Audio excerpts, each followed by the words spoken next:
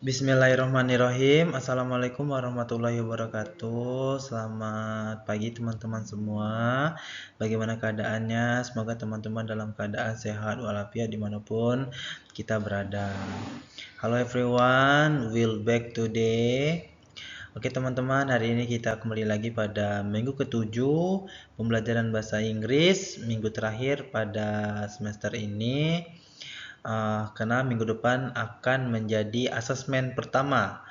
Minggu ke-8-nya asesmen tentang cerita bagaimana ular kepala 7 yang ada di Provinsi Bengkulu, Rejang Lebong lebih tepatnya. Oke teman-teman, sebelum memulai pembelajaran pada pagi hari ini, ada baiknya teman-teman menyiapkan dulu nih ATK-nya, ala buku, pensil, pena, air minum, cemilannya, biar nanti waktu video pembelajaran ini ditonton, teman-teman dalam keadaan yang segar, prima, dan tidak akan menjadi mudah bosan gitu. Oke teman-teman, ini adalah sesi hening dan doa. Mari sejenak menetralisir kelelahan setelah bekerja. Kehadiran utuh, presence, lupakan sejenak beban pekerjaan di pelabuhan atau bandara. Niat belajar adalah ibadah. Mari kita mulai dengan doa. Nah, oke teman-teman, ini berdoa, boleh di pause videonya. Berdoa menurut agama percaya masing-masing. Berdoa mulai.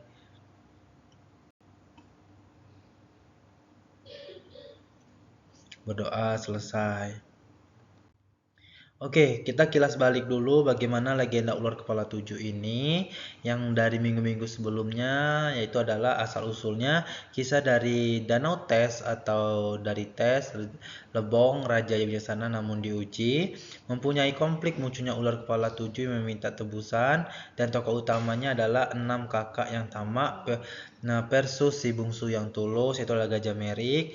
Nah, resolusi dari cerita ini adalah pengorbanan yang membuahkan kebahagiaan sejati, yang dimana si bungsu menyelamatkan keenam kakaknya, bahwasannya segala sesuatu tindak tanduk yang kita lakukan itu akan mendapat balasannya di suatu hari nanti. Dan adapun kosakata kunci karakter, yang pertama adalah bravery, keberanian untuk membela kebenaran dan keluarga, devotion, kesetiaan dan pengabdian yang tulus kepada orang tua, dan sacrifice, pengorbanan demi kebaikan orang lain yang lebih besar. Nah, teman-teman, kata kunci ini adalah kata kunci yang akan menjadi pedoman bahwasannya setiap karakter itu, terutama Gajah Merik si bungsu itu mempunyai bravery dan juga punya kesetiaan dan juga pengorbanan. Oleh karena itu ini harus dia benar-benar dihafal. Ini pasti akan masuk ke dalam ujian asesmennya nanti, dan kalau teman-teman menghafal ini insya Allah bisa menjawab soal. Dan adapun kontras karakter, greed dan craft. Greed adalah ketamakan, diwakili oleh kakak-kakak si bungsu yang hanya memikirkan harta dan keselamatan diri sendiri, tidak memikirkan orang lain. Bahkan adik-adiknya saja tidak dipikirkan, hanya memikirkan diri sendiri. Itu termasuk dalam kata greed atau ketamakan. Nah, beda dengan Scravitz, itu adalah pengorbanan, diwakili oleh si bungsu Gajah Merik yang rela menghadapi bahaya demi kesembuhan sang ayah atau sang raja pada masa itu. Selanjutnya itu adalah studi kasus motif si bungsu. Nah, ini mengapa si bungsu rela berkorban? Dalam bahasa Inggris kita menganalisis motif tokoh melalui pertanyaan why. On the conditional love, kasih sayang tanpa syarat kepada orang tua. Integrity, melakukan hal yang benar meski tidak ada yang melihat. Jadi teman-teman, bahwasanya si bungsu ini mempunyai unconditional love, itulah kasih sayang tanpa syarat kepada orang tua, tanpa syarat. Jadi dia melakukan itu memang pure untuk membantu dan menolong orang tuanya. Dan juga ini pastinya integrity, melakukan hal yang benar meski tidak ada yang melihat. Dan adapun nilai moral dalam pandangan agama, internalisasi nilai ikhlas, amanah, dan birrul walidain, berbakti kepada orang tua, itu sudah menjadi contoh yang baik. Bahwasannya bagaimanapun tentang Gajah Merik ini, dia sangat baik sekali untuk membantu orang tuanya tanpa pandang bulu, dia dan juga menyelamatkan kakak-kakaknya.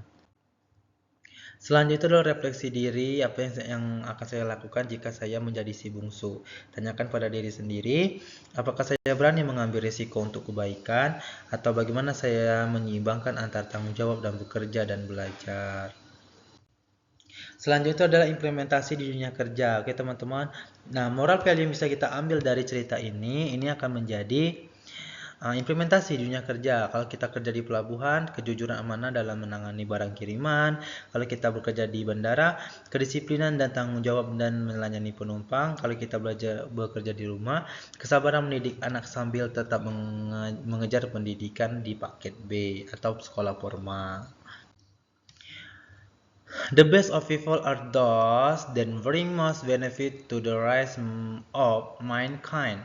Hadis Nabi Muhammad SAW, sebaik-baik manusia adalah yang paling bermanfaat bagi orang lain. Nah ini teman-teman, Gajah Merik sudah menjadi sebaik-baiknya manusia adalah yang paling bermanfaat bagi orang lain.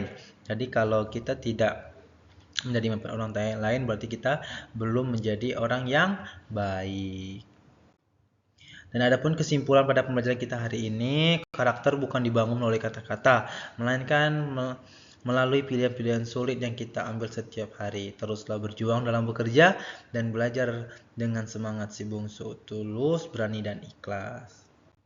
Oke teman-teman, mungkin itu saja pada minggu ke-7 kita, minggu terakhir ini.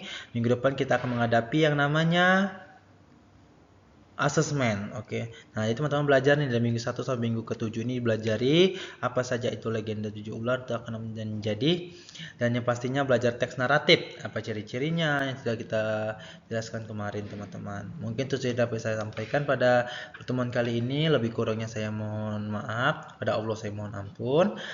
Akhir kata wabillahi taufiq walhidayah, wassalamualaikum warahmatullahi wabarakatuh.